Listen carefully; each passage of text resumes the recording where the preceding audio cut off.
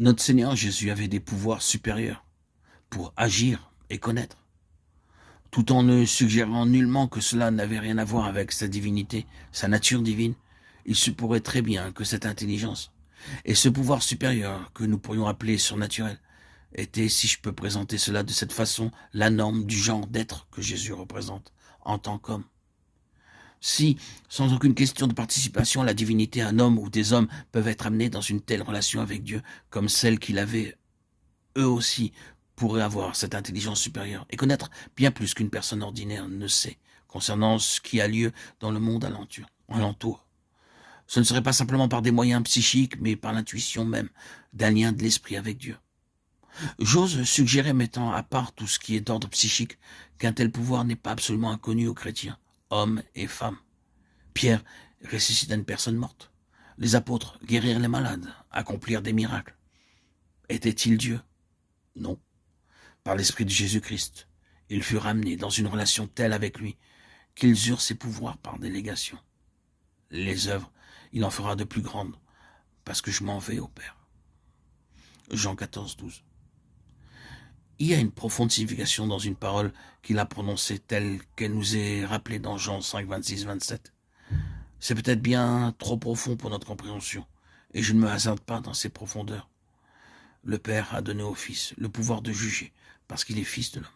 Non parce qu'il est le Fils de Dieu, parce qu'il est Fils de l'homme. Cela ouvre un très vaste champ d'investigation, et nous n'y pénétrerons pas. Mais le point est le suivant. La question de la divinité mise à part, ne se peut-il pas qu'une humanité se trouvant dans une telle relation avec Dieu et habitée de la sorte par Dieu, conformément à sa pensée originelle, ait de tels pouvoirs que nous appelons à présent surnaturels?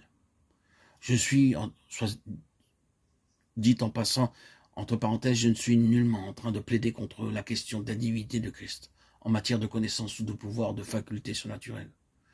Mais que cela signifie seulement, dans ce que nous parlons de surnaturel, d'un autre ordre d'intelligence, de connaissance, d'aptitude. Cela signifie que l'homme est élevé à un autre niveau de capacité de compréhension, au-dessus du niveau ordinaire, de capacité de compréhension, au-dessus du niveau ordinaire de l'homme tel que nous le connaissons.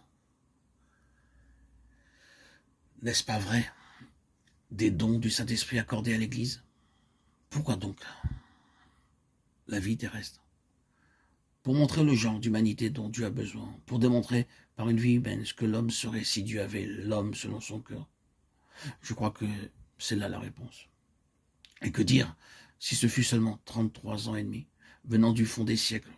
J'entends la voix du prophète disant il était retranché de la terre des vivants. Ésaïe 53, 8.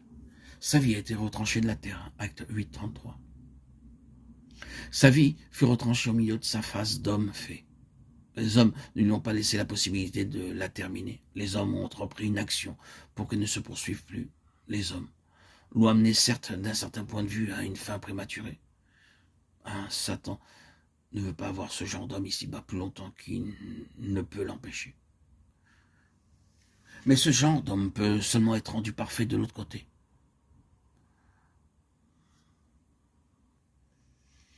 En faisant simplement allusion au fait qu'il n'a pas laissé sa qualité d'homme fait, il n'a pas abandonné son humanité. Il demeure là, de l'autre côté, en tant qu'homme. Mais il a accompli ici-bas tout ce qui était nécessaire. Il a démontré ce que l'homme serait si Dieu le possédait conformément à sa pensée.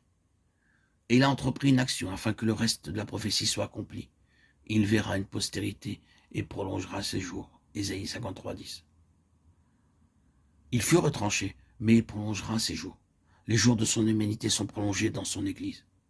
C'est là ce à quoi nous sommes appelés. Par de longs processus douloureux dus à l'infirmité de notre chair. Jésus œuvre pour faire de nous des hommes et des femmes selon sa nature. Et le cœur de tout cela est la complète séparation du principe de la vie propre, du moi.